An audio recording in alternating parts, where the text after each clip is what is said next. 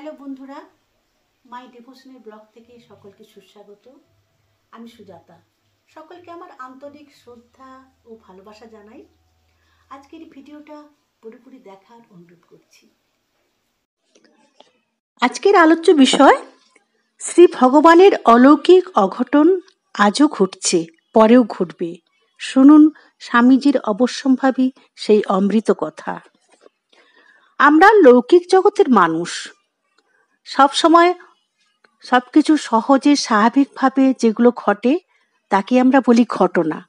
কিন্তু অঘটন মানে যা সবসময় স্বাভাবিকভাবে ঘটে না, তাই হচ্ছে অঘটন। আর তা আমরা লৌকিক জগতের মানুষ সন্দেহের আবর্তে আবর্তিত হই। সুতরাং চোখে যখন দেখতে পাই না সকলে, অতএব অনেকে বিশ্বাসও করতে পারি না, কিন্তু তাও ঘটছে আজও। শ্রী চৈতন্য চরিতামৃতে আছে, অদ্যাপিহ লীলা করে সেই গোড়ারায়, কোনো কোনো ভাগ্যবাণী দেখিবারে পায়। পুরোপুরি ভিডিওটি দেখার অনুরোধ করছি। প্লিজ লাইক, শেয়ার, কমেন্ট ও সাবস্ক্রাইব করবেন, অনুরোধ রইল। শ্রী শ্রী রামকৃষ্ণের লীলা সংবর্ধনের এক সপ্তাহের মধ্যেই একটি আশ্চর্য ব্যাপার ঘটেছিল।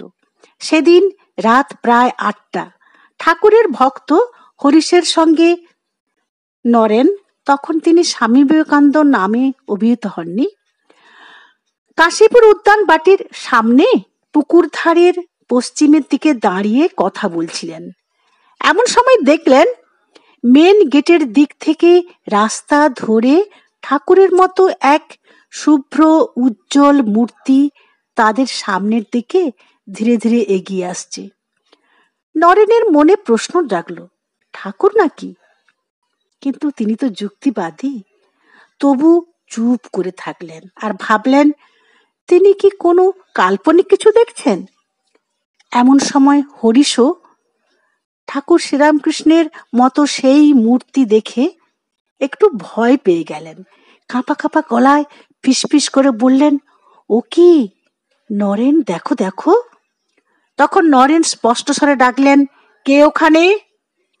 তার তীব্র গলার আওয়াজে আরো সবাই ছুটে সেখানে আসলেন, কিন্তু তারা কিছুই দেখতে পেলেন না। ওই মূর্তি নরেন ও হরিশ যেখানে দাঁড়িয়েছিলেন তার 10 হাত দূরে একটি জুঁই ফুলের ঝোপের কাছে এসে মিলিয়ে গেল। তারপর লণ্ঠন এনে চারিদিক তন্ন তন্ন করে খোঁজা হলো, কিছুই পাওয়া গেল না। এই দর্শনটি নরেন্দ্রনাথের মনে গভীরভাবে রেখাপাত করেছিল, আর উপস্থিত সকলের বিশ্বাস জন্মেছিল যে ঠাকুর সূক্ষ্ম দেয়া আছেন। স্বামীজির স্বয়ং প্রতিস্থাপিত আরেকবার বেলুড় মঠে যে আত্মারামের কৌটো ঠাকুরের দেহাবশেষ নামে পরিচিত, স্বামী অখণ্ডানন্দ লিখেছেন, তাতে সত্যি ঠাকুর আছেন কিনা পরীক্ষা করতে চাইলেন স্বামী বিবেকানন্দ।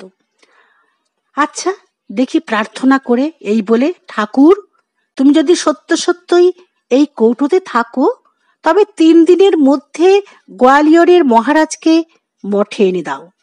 দেখি ঠাকুর তোমার কেমন ক্ষমতা। আবার পরীক্ষা। তারপর পরের দিন বিশেষ কাজে কলকাতা যেতে হয়েছিল। ফিরে এসে যা শুনলেন তাতে হতবাক, চোখের জল ধরে রাখতে পারলেন না। সে সময় গোয়ালিয়রের মহারাজ বিশেষ কার্যের জন্য এসেছিলেন ওই কলকাতাতেই, কিন্তু বেলুড় মঠে আসার কোনো কথা ছিল না। মহারাজ, গোয়ালিয়র সেই মহারাজ জিটি রোড ধরে যাচ্ছিলেন। হঠাৎ তার মনে এলো স্বামীজি বেলুড়ে আছেন কিনা তা খোঁজ নেবার জন্য, তাই এসেছিলেন। কিন্তু স্বামীজি সেদিন উপস্থিত না থাকায় বিষণ্ণ মনেই ফিরে যান।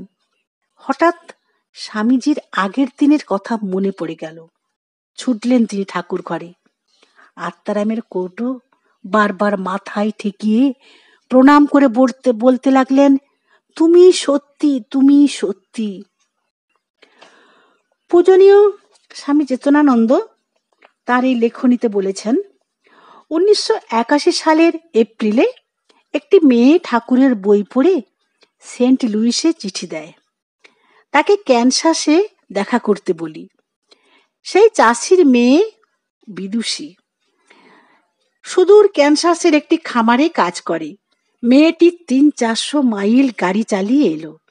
তার সঙ্গে যখন কথা বলছিলাম, তার দেখি দু চোখ দিয়ে টপ টপ করে জল পড়তে লাগলো। বলল, খামারের একটি ছোট্ট কুটিরে শুয়েছিল। শ্রীরামকৃষ্ণ তাকে দর্শন দিয়ে মন্ত্র দীক্ষা দিয়েছেন। সেই মন্ত্রটি বলল। আমি মুগ্ধ হয়ে ভাবলুম, ঠাকুরের অশেষ কৃপা। আমেরিকার মিড ওয়েস্টের হাজার হাজার মাইল বিস্তৃত প্রান্তরে প্রান্তরে যেন শ্রীরামকৃষ্ণ সুরে সুরে দেখছেন, ঘুরে ঘুরে দেখছেন। কার ব্যাকুলতা জেগেছে! তাই তো পরবর্তীকালে স্বামী বিবেকানন্দ বেলুর মঠের নিয়মাবলীতে লিখেছেন, শ্রী ভগবান এখনো রামকৃষ্ণ শরীর ত্যাগ করেন নাই। কেহ কেহ তাহাকে এখনো সেই শরীরে দেখিয়া থাকেন ও উপদেশ পাইয়া থাকেন, এবং সকলেই ইচ্ছা করিলে দেখিতে পাইতে পারেন। যতদিন তিনি পুনর্বার স্থূল শরীরে আগমন না করিতেছেন, ততদিন এই শরীরে থাকবেন। সুতরাং বন্ধুরা, আমাদের একমাত্র আশ্রয় সেই ঠাকুর, যিনি আজও অলৌকিক অঘটন ঘটিয়ে চলেছেন, প্রমাণ করেছেন কোনো সন্দেহ অবিশ্বাস নয়।